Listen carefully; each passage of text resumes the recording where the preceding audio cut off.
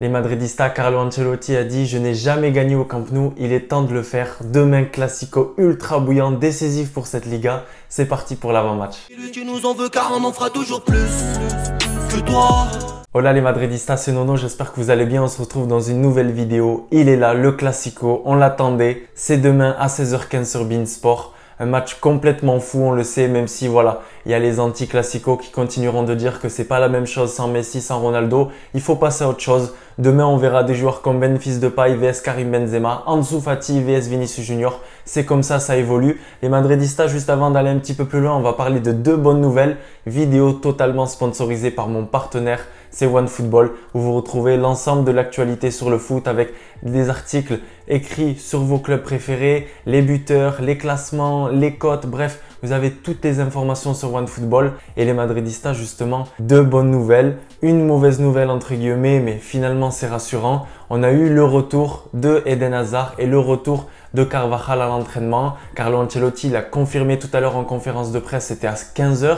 Il nous dit voilà, tout simplement, on a récupéré les deux joueurs. On a Marcelo qui continue aussi très bien. On a Mendy, impeccable, rien à dire sur ça. Mais voilà, on a Karim Benzema qui a eu ce coup. Alors à la cheville, au pied, il y a plusieurs sons de cloche entre guillemets. Mais la bonne nouvelle, c'est qu'il y a quelques minutes, il y avait l'entraînement du Real Madrid. Vous pouvez suivre sur la chaîne, vous pouvez suivre également sur la page Twitter du Real Madrid. Karim Benzema est bien là, il a fait le maximum pour être au Classico. Et on le sait que la clôture des votes pour le Ballon d'Or, c'est ce week-end et qu'il va se donner à fond pour cette finale, pour ce Classico. Tout simplement un match à gagner avec un FC Barcelone qui est un peu plus loin dans le classement. Mais n'oubliez pas qu'ils ont un match en retard face au FC Séville. Ils restent sur une victoire en Ligue des Champions face à Kiev. J'ai vu une partie du match. Effectivement, c'était pas extraordinaire, c'était pas fou. Nous, à l'inverse, belle victoire 5-0 face au Shakhtar avec vraiment un Vinicius Junior en feu. Donc demain, on aura vraiment ce duel Ansu Fati-Vinicius Junior. Du moins, c'est ce que les médias sont en train de pousser au maximum en ce moment. On le voit partout, ce fameux duel, ce fameux Memphis Depay, Karim Benzema, même s'il n'y a pas de débat. Mais vraiment, attention au FC Barcelone. Là, je vous le dis, comme a dit Carlo Ancelotti en conférence de presse tout à l'heure, c'est le FC Barcelone. Peut-être qu'ils ont un coup de mou, peut-être qu'ils se cherchent encore, peut-être qu'avec Koeman, c'est un petit peu compliqué, etc. D'ailleurs, lui-même, Ronald Koeman, l'entraîneur du FC Barcelone, nous a dit tout à l'heure en conférence de presse « Je suis entraîneur du FC Barcelone jusqu'à demain et on verra après ». Donc voilà, c'est vrai que ces sorties médiatiques ne sont pas trop appréciées du côté de Barcelone. Mais voilà, demain, il ne faut surtout pas sous-estimer les deux équipes. Ça reste un classico, ça reste un match important pour cette Liga 2021-2022. Et puis, du côté du Barça, on aura Dembélé qui est encore absent, on a Pedri qui est absent et on a Araujo en défense centrale, l'Uruguayen, le collègue de Valverde qui est absent. Et je vous le dis, moi juste comme ça, Araujo, absence importante pour moi. J'aime beaucoup le joueur, je le trouve très intéressant. C'est un joueur que je regarde souvent évoluer, que j'ai trouvé costaud face au Bayern malgré la défaite du Barça. Bref, ça encore une fois, c'est mon avis. Donc demain, on devrait avoir une charnière centrale composée de Gérard Piqué et puis d'Eric Garcia. Au niveau du milieu de terrain, je pense qu'on aura sûrement le Gavi avec Busquets et De Jong. Au niveau de l'attaque, on verra sûrement Ansu Fati avec Depay. Et puis j'ai pu voir que Dest pourrait être positionné voilà, sur ce côté droit un peu plus haut et qu'on pourrait retrouver Mingueza sur le côté droit. Jordi Alba est dans le groupe, il sera sûrement là sur le côté gauche. Et sinon, pour nous au niveau du 11, on va rester sur quelque chose de très semblable à ce qu'on a vu cette semaine en Ligue des Champions avec Thibaut Courtois dans les cages, avec Lucas Vazquez parce que oui, on le sait, Eden Hazard et Carvajal sont de retour. Donc Carvajal potentiellement peut récupérer sa place à droite. Mais Carlo Ancelotti l'a confirmé tout à l'heure en conférence de presse. Et c'est vrai, un joueur qui n'a pas joué depuis 2, 3, 4 semaines, 5 semaines,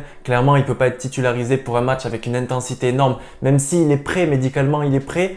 Voilà, c'est quand même risqué. Pareil pour Eden Hazard. Donc on ne le verra pas du tout dès le début de ce match. Peut-être en fin de match si le résultat est favorable, j'imagine. Au niveau de cette défense, Lucas Vazquez sur ce côté droit comme je vous ai dit. Au niveau de la charnière centrale, Militao avec Alaba, ça bouge pas. C'est vraiment les deux boss de cette défense centrale.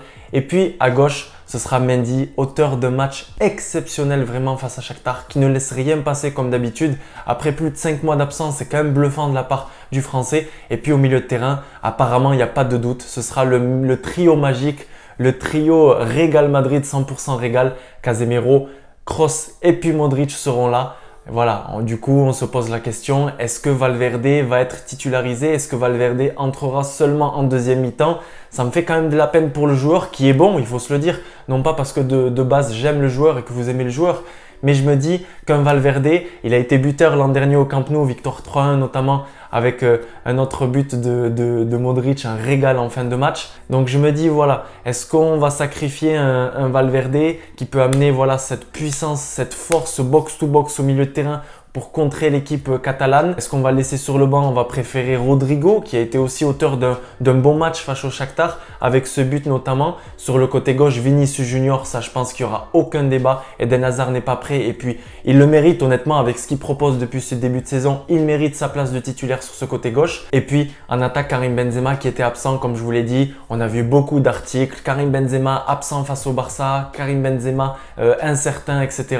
C'était juste pour vous faire peur, vous inquiétez pas. Il a donné le maximum. Il sera là, comme je vous l'ai dit, quelques heures avant la fin des votes de ce Ballon d'Or. Classico ultra bouillant. Moi, je vois une victoire du Real Madrid 1-2, donc avec un but de Karim Benzema et un but de Luka Modric. Les Madridistas, n'hésitez pas dans les commentaires à me dire votre avis sur ce match. Est-ce que pour vous, on doit partir sur un 4-3-3 avec Valverde ou bien Rodrigo? On sait que Valverde, lorsqu'il est un petit peu en position d'ailier à la place de Rodrigo, c'est pas le meilleur Valverde que l'on puisse voir. Moi, honnêtement, je le préfère sur un milieu à 3. Mais apparemment, Ancelotti, c'est sûr, il n'y a pas de doute, il va partir avec son milieu légendaire, son milieu XXL, Casemiro, Kroos, Modric. Donnez-moi tout ça, votre avis dans les commentaires.